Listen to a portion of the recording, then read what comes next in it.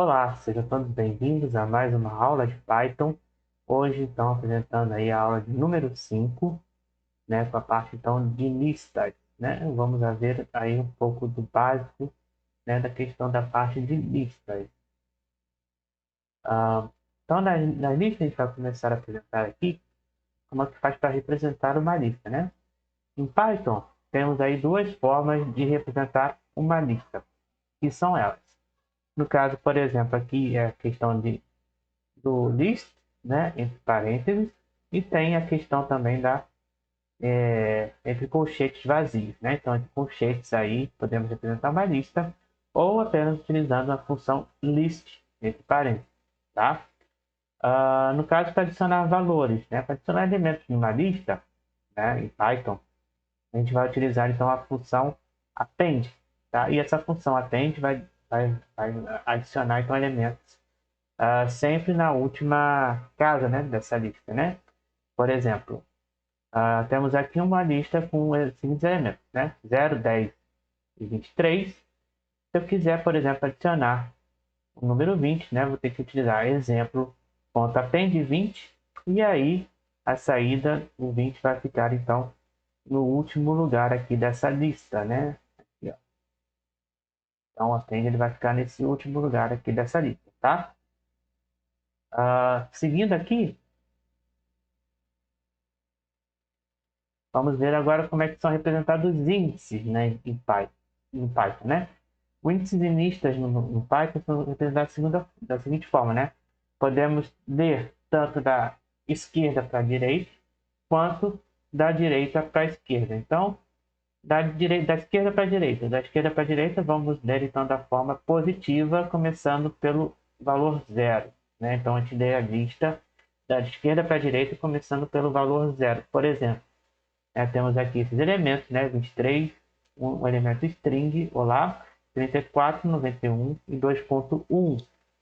Então aqui vamos começar aqui por 0, representando 23, o 1 representando o olá, o 2 representando 34, o 3, 91 e o 4, 2.1. E da direita para a esquerda, vamos ler então da forma negativa, começando pelo menos 1. Então, menos 1 vai ser 2.1, o menos 2 vai ser 91, o menos 3 vai 34, o menos 4 o olá, e o menos 5 o 23. A quantidade de elementos. Para a gente saber a quantidade de elementos numa lista, a gente vai utilizar então a função conhecida como len, né? Para a gente ler aí os elementos de uma lista, no caso, por exemplo, em Python. E a gente vai utilizar da seguinte forma, né? Temos aqui o exemplo, né? Uma variável exemplo, né? E os valores da lista que a gente viu acima. E aí, para a gente conhecer, então, o valor dessa lista, né? A quantidade de elementos dessa lista, a gente vai utilizar apenas len, exemplo, e aí vai retornar 5 elementos, né? Como a gente pode ver aqui, ó. 1, 2, 3, 4 e 5, tá? Agora a gente vai ver como é que são vistos os números máximos e mínimos dessa lista.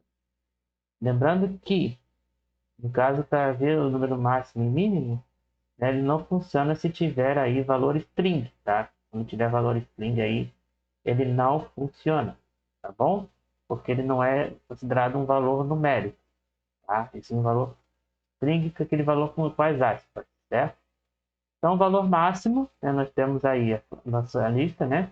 X aqui, 23, 34, 91 e 21. E aí o valor máximo aqui dessa lista, né? No caso, max é x, né? Essa variável. E aí vai nos retornar aqui a saída 91.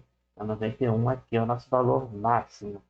E o valor mínimo, então vai ser, ó, x igual a 23, né? X aqui nessa lista aqui, né? 3, 34, 91, 2.1. Vou utilizar então min x, e esse valor mínimo a saída vai ter que dar então 2.1, tá bom?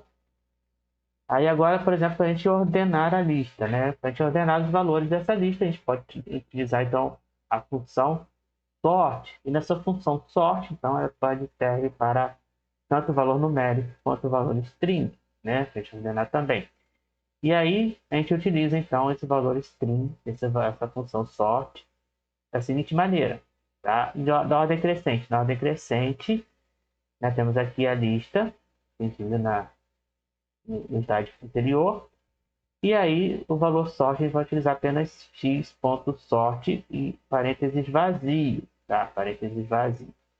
E aí imprimindo, então, vamos dar a ordem crescente, né? Então 2.1, 23, 34 e 91. Para a ordem decrescente, né? Temos a mesma lista. Aí, por exemplo, para a ordem decrescente, vamos colocar reverse equals true, né? Reverse igual a true. Então, para a ordem reversa, né, vai nos dar então da seguinte maneira: 91, 34, 23 e 2.1. Seguindo aqui, agora vamos ver a questão do fatiamento, né? Que em inglês é listing. Na questão do fatiamento, né? A gente vai cortar, então, uma lista, né? Como se fosse fazer uma sublista, né? E aí, por exemplo, né, nós temos a lista anterior, tá? Aí se eu quiser, por exemplo, a índice 1 até o índice 3, tá? Então, o que vai acontecer aqui? Então, aqui, por exemplo, ó, tem índice 0, índice 1, índice 2 e o índice 3. O que vocês acham que vai acontecer aqui, né? Só vai aparecer, então, os valores 34 e 91, né? Como mostra aqui na saída. Por exemplo, se não tiver esse elemento aqui, ó, que a gente vai ver agora, né? Só apenas os 2 pontos e 3, né? O que vai acontecer? Eu vou pegar, então, os valores 23, 34 e 91. Vou pegar só esses três elementos aqui. Então, vou pegar os três elementos ali na frente, certo? Aí agora a parte de combinação de listas, né? O que é combinação de listas, né? A parte de somar duas listas, né?